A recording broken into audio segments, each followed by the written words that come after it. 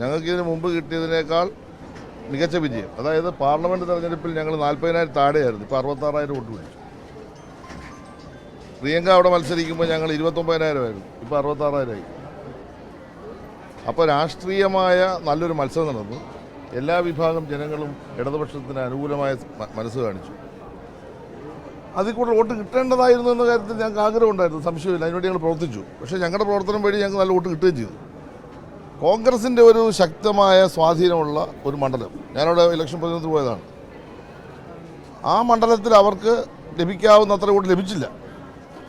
പക്ഷേ ഭരണം വരാൻ പോകുന്നു, കോൺഗ്രസിൻ്റെ പല ആളുകളും മേജർമാരാകാൻ പോകുന്നു, കമാൻഡർമാരാകാൻ പോകുന്നു, പിന്നെ അവർ സൈനിക മേധാവിയാകാൻ പോകുന്നു, രാജ്യം ഭരിക്കാൻ പോകുന്നു എന്നൊക്കെ ഒരു അഹങ്കാര മനസ്സ് കോൺഗ്രസ്സിന് കൂടിയോ എന്നൊരു സംശയം. അതാണ് ഈ പാർട്ടി ഇന്ത്യ കുണം പിടിക്കാതെ പോയതിൻ്റെ കാരണം. അത് കേരളത്തിന് ഗുണം പിടിക്കാതെ പോയിക്കൊണ്ടിരിക്കുകയാണ്. ഒരഹങ്കാര മനസ്സും വേണ്ട. ഇടതുപക്ഷ ജനാധിപത്യ മുന്നണി ഞങ്ങളത് വ്യക്തമായി പരിശോധിച്ചിട്ടുണ്ട്. തെരഞ്ഞെടുപ്പ് നടന്ന കാര്യങ്ങൾ വിലയിരുത്തിയിട്ടുണ്ട്. ഞങ്ങൾ തിരുത്തേണ്ട കാര്യങ്ങൾ വല്ലതും ഞങ്ങൾ തിരുത്തും. ഞങ്ങൾ ജനങ്ങൾക്ക് വേണ്ടി പ്രവർത്തിക്കുകയാണ്. അതിൻ്റെ ഭാഗമായിട്ടാണ് ഞാനിന്ന് ഈ കൊച്ചി മാക്സിലെ മണ്ഡലത്തിൽ എത്തിയത്. ഇവിടെ നമ്മുടെ ഒരു കേന്ദ്ര സംസ്ഥാന ഗവൺമെൻറ്റുകളുടെ സംയുക്ത ഒരു പദ്ധതി നടപ്പാക്കുക. പദ്ധതിയെപ്പറ്റിയെല്ലാം വിശദീകരിച്ചുകൊണ്ട് എന്നോട് പറയുന്നില്ല. അപ്പോൾ ഞാൻ പുറത്തു വന്നിറങ്ങി. മീഡിയക്കാർ എന്നോട് പല ചോദ്യങ്ങളും ചോദിച്ചു. സിനിമ ജാനകിയെപ്പറ്റി ചോദിച്ചു. ഞാനൊക്കെ മറുപടി പറഞ്ഞിട്ടാണ് കയറി മര്യാദയ്ക്ക് സമ്മേളനത്തിൽ ഇരിക്കുകയാണ്.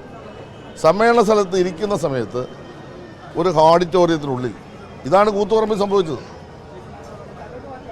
പോലീസ് നരകമായിട്ട് നടത്തിയത് കൂത്തുപറമ്പ് നടത്തിയ നിങ്ങൾക്കറിയാമല്ലോ. അവിടെ പ്രതിഷേധിക്കാൻ വന്ന ആളുകളെ വെടിവെച്ചു കൊന്നു. ആ സമീപനമല്ല ഞങ്ങൾ സ്വീകരിക്കുന്നത്. ഞങ്ങൾ ആരെ ആക്രമിക്കാനോ പോലീസിനെ ഉപയോഗിച്ച് അവരെ ഇല്ലായ്മ ചെയ്യാനോ ഞങ്ങൾ ശ്രമിക്കുന്നില്ല. മാന്യത കാണിക്കണം. പുറത്തു വരുമ്പോൾ അവർക്ക് പ്രതിഷേധിക്കാം, ഹാളിനുള്ളിൽ കയറി പ്രതിഷേധിക്കാം. പക്ഷേ ഒരു 3-4 പേര് ഗുണ്ടകൾ എന്നെ ആക്രമിക്കാൻ വരുന്ന പോലെയാണ് വന്നത്.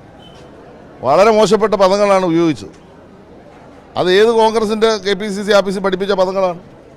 അവർക്ക് വന്ന് പറയാം. പരാതി പറഞ്ഞപ്പോൾ ഞാൻ പറഞ്ഞു, ഒരു കോൺഗ്രസ് ആണെന്ന് എനിക്ക് അറിയത്തില്ലായിരുന്നു. ഞാൻ പറഞ്ഞു, ഞാനിത് കഴിയുമ്പോൾ കണ്ണമാലി പ്രദേശത്ത് പോകുന്നുണ്ട്, MLA മായിട്ട് വന്നിട്ട് സംസാരിക്കാം.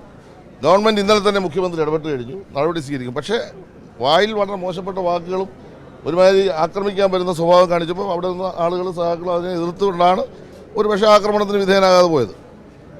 ഒരുമാതിരി തെമ്മാടി ഗുണ്ടകൾ ഇവന്മാരെ രാവിലെ പറഞ്ഞുകൊണ്ടിരിക്കുകയാണ്. അവൻ ഏത് കൂത്തുകോൺഗ്രസ്സായിട്ട് എനിക്കെന്താ? ഞങ്ങളൊക്കെ ഇതൊക്കെ കഴിഞ്ഞിട്ടല്ലേ ഈ നാട്ടിൽ രാഷ്ട്രീയപ്രവർത്തനം നടത്തുന്നത്. അപ്പോൾ അതിന് അതേ നാണയത്തിൽ മറുപടി പറയാൻ അറിയാൻ കഴിഞ്ഞിട്ടല്ല. മറുപടി പറഞ്ഞാൽ അവർ സംഘർഷാവസ്ഥയുണ്ടാകും. പക്വത കാണിച്ചില്ല നിങ്ങൾ നാളെ പറയും മന്ത്രി പക്വതയില്ലാതെ പെരുമാറി എന്ന് പറയാം. പക്വതയോടുകൂടി ഇപ്പോൾ പെരുമാറാൻ തീരുമാനിച്ചുകൊണ്ടാണ് വലിയ കുഴപ്പമില്ലാതെ ഇപ്പോൾ ഇത് പിരിഞ്ഞത്. അപ്പോൾ അതുകൊണ്ട് അത് അങ്ങേയറ്റം തെറ്റായ ഒരു കാര്യം അവർ ചെയ്തത്. അവർക്ക് പ്രതിഷേധിക്കാൻ അവകാശമുണ്ട്. പ്രതിഷേധിക്കേണ്ട സ്ഥലത്ത് അവർ പ്രതിഷേധിക്കണം. അവരുടെ പ്രതിഷേധം പറഞ്ഞാൽ അത് ഇരുന്ന് കേട്ട് അതിന് പരിഹാരം ചെയ്യാൻ കഴിയുന്നതാണ് പരിഹാരം കാണുന്നത്. ജനാധിപത്യപരമായ മനസ്സും അതിനുവേണ്ടി പ്രവർത്തിക്കാനുള്ള ശേഷിയുമുള്ള ഒരു ഗവൺമെൻറ്റാണ് കേരളത്തിലെ ഗവൺമെൻറ്. ആ കാര്യമാണ് ഞാൻ എൻ്റെ പ്രസംഗത്തിൽ അവിടെ ഉന്നയിച്ചിട്ടുള്ളത്. അത് തെറ്റായിപ്പോയി. അത് കോൺഗ്രസ് നേതാക്കന്മാർ തിരുത്തിക്കണമെന്നാണ് ഞാൻ അഭ്യർത്ഥിച്ചത്. 100% അവരുടെ മോന്ത കണ്ടാൽ തന്നെ അറിയാം ഗുണ്ടകളാണ്, പക്കാ ഗുണ്ടകൾ. ഒരു യൂത്ത് കോൺഗ്രസ് ഇല്ല. സാധാരണ കതറിട്ടാണ് വരുന്നത്. ഇവന്മാർ കതറായിരുന്നു എനിക്കറിയാമായിരുന്നു, കോൺഗ്രസ് ആയിരുന്നു. ഇത് കതറുമില്ല. താടിയൊക്കെ വളർത്തി ഒരുമാതിരി പ്രാന്തന്മാർ 3-4 പേര് എങ്ങാണ്ട് ഇറങ്ങി വിട്ടത് രാവിലെ. എന്നെ ഒന്ന് അടിക്കാൻ വല്ല ഉദ്ദേശമായിരിക്കും വന്നത്, അതായിരിക്കാം. അതാണല്ലോ തെറി പറയത്തില്ല. യൂത്ത് കോൺഗ്രസ്സുകാർ പിന്നെ കോൺഗ്രസ് ആണെങ്കിൽ ഒറിജിനലാണ് തെറി പറയത്തില്ല.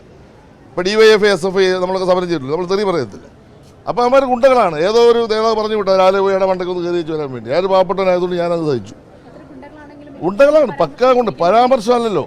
ആ പ്രദേശത്തുണ്ട്. ഞങ്ങളാണല്ലോ 344 കോടി രൂപ പിണറായി വിജയൻ ഗവൺമെൻറ് അല്ല, ഈ ഗവൺമെൻറ് വന്നതിന് ശേഷം ഈ പറയുന്ന ചെല്ലാനത്ത് മുടക്കി 7.5 കിലോമീറ്റർ ദൂരത്തിൽ ഇത് നിർമ്മിച്ചു കൊടുത്തത് ഞങ്ങളാണല്ലോ. കണ്ണമാലി പ്രദേശത്ത് പ്രശ്നമുണ്ടെങ്കിൽ ഞങ്ങൾ പരിഹരിക്കുമല്ലോ.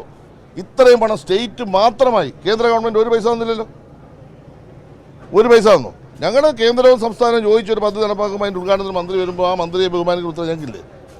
അങ്ങനല്ലേ നമ്മുടെ സ്റ്റേറ്റ് ചെയ്യുന്നത്? അങ്ങനെ ചെയ്യണ്ടേ? ഇപ്പോൾ പ്രധാനമന്ത്രി വന്നു, അവിടെ പിന്നെ തുറമുഖ ഉദ്ഘാടനം ചെയ്തു, അപ്പം ബഹുമാനിക്കണ്ടേ? അവിടെ കേന്ദ്രം എത്ര പൈസ മുടക്കി? ഒരു പൈസ മുടക്കിയില്ല, മുഴുവൻ പൈസ മുടക്കിയ സംസ്ഥാനം. എന്നാലും ഇന്ത്യയുടെ പ്രധാനമന്ത്രി അവിടെ വരുമ്പോൾ അദ്ദേഹത്തെ ബഹുമാനിക്കുന്ന ഉത്തരവാദിത്വം സ്റ്റേറ്റിനുണ്ട്. ആ ബഹുമാനം ഞങ്ങളിവിടെ കൊടുത്തത്.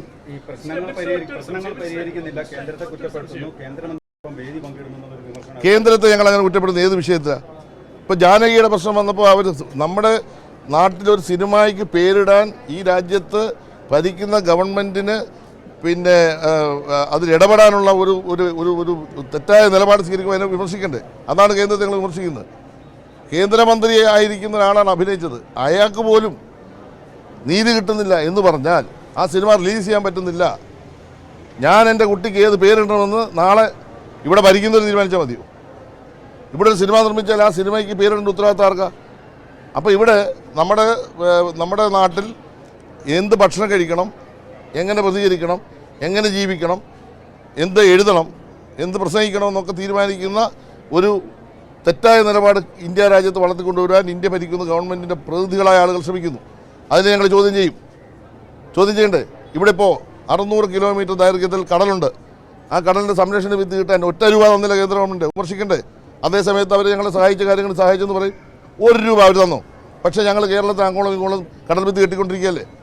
ഇത് കോൺഗ്രസ്സുകാർ പറയുന്നുണ്ടോ? അപ്പോൾ കേന്ദ്ര ഗവൺമെൻറ്റിനെ വിമർശിക്കേണ്ട കാര്യങ്ങൾ വിമർശിക്കും, ഒരു സംശയം വേണ്ട. ഇപ്പോൾ വിഴിഞ്ഞം തുറമുഖം അതിൻ്റെ മുഴുവൻ പണവും ഞങ്ങളാണ് മുടക്കിയത്. സ്റ്റേറ്റ് കേന്ദ്ര ഗവൺമെൻറ് തരേണ്ട പണം തന്നില്ല. സംസ്ഥാനത്തിന് കിട്ടേണ്ട പല കാര്യങ്ങളും 1500 കോടി രൂപ വിദ്യാഭ്യാസ മേഖലയ്ക്ക് കിട്ടാനുണ്ട്, തടഞ്ഞു വെച്ചിരിക്കുകയാണ്. ബ്രാൻഡിങ് നടത്താത്തതുകൊണ്ട് വിമർശിക്കത്തില്ലേ? ആ കാര്യത്തൊന്നും വിട്ടുവീഴ്ചയില്ല. ഞങ്ങൾ BJP ഒന്നും വിമർശിക്കാൻ RSSനെ ഭയപ്പെട്ട് നിൽക്കുന്നുണ്ടെന്നല്ല. ഞങ്ങൾ ഞങ്ങളുടെ നിലപാടുകൾ എന്ന് ഉയർത്തിപ്പിടിച്ചിട്ടുണ്ട്, ശക്തമായി നിൽക്കും. ഈ രാജ്യത്ത് വർഗീയതയ്ക്കെതിരായിട്ട് ന്യൂനപക്ഷമാണെങ്കിലും ഭൂരിപക്ഷമാണെങ്കിലും ശക്തമായ നിലപാട് സ്വീകരിക്കുന്ന ഒരു രാഷ്ട്രീയ പാർട്ടിയാണ് CPM ഇടതുപക്ഷം. അതിൻ്റെ കരുത്തുകൊണ്ടാണ് കേരളം ഭരിക്കുന്നത്. അങ്ങനെ ഒരു പ്രസ്ഥാനത്തെ വേറൊരു തരത്തിൽ ഇതിനെ വ്യാഖ്യാനിക്കുന്നു.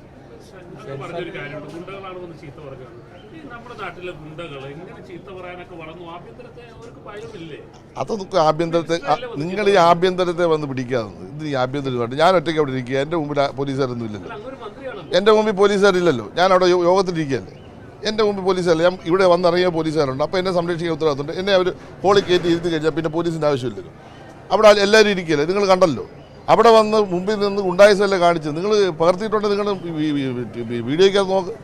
അവരുടെ മുഖവും വേഷവും ഭാഷയും നിങ്ങളുടെ വീഡിയോയ്ക്കകത്തോടെ എടുത്തു നോക്ക്. താങ്കൾ വിമർശനം ഉന്നയിച്ചു. പക്ഷേ ഒരു ചോദ്യം, കേന്ദ്ര സർക്കാർ വ്യക്തി സ്വാതന്ത്ര്യങ്ങൾ ഇടപെടുന്നതിനെ പറ്റിയാണ് മിനിസ്റ്റർ ഇപ്പോൾ പറഞ്ഞത്.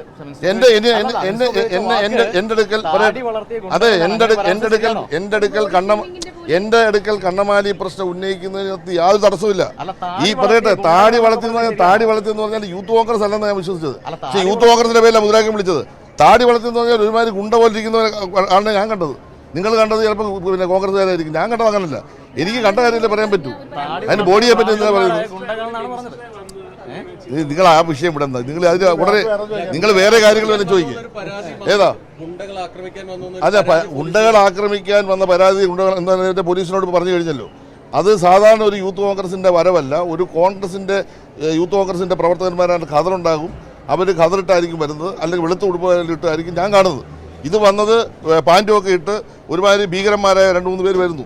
അവന്മാർ വന്നിട്ട് ആക്ഷേപകരമായ തെറിയാണ് പറയുന്നത്.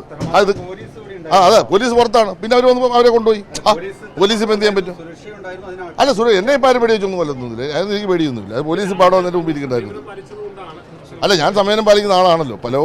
എപ്പോഴും സംയമനം തന്നെ പാലിക്കുന്ന ആളാണ്. അതിനെല്ലാ പിന്തുണയും സർക്കാരിനുണ്ട്. ഈ നമ്മുടെ ആവിഷ്കാര സ്വാതന്ത്ര്യത്തെ തകർക്കാൻ ശ്രമിക്കുന്ന ഏത് നീക്കത്തെയും ചെറുക്കുന്ന ജനതയോടൊപ്പം കേരളത്തിലെ ഗവൺമെൻറ് ഉണ്ട് എന്ന കാര്യത്തിൽ യാതൊരു സംശയം വേണ്ട. ഞങ്ങൾ RSSന്റെ ഈ നിലപാടിനെതിരായി, അല്ലെങ്കിൽ അവർ പ്രതിനിധാനം ചെയ്യുന്ന സെൻസർ ബോർഡിൻ്റെ നിലപാടിനെതിരായി ശക്തമായ പ്രതിഷേധം ഞങ്ങൾ ഇക്കാര്യത്തിൽ അറിയിക്കുകയും ചെയ്യും.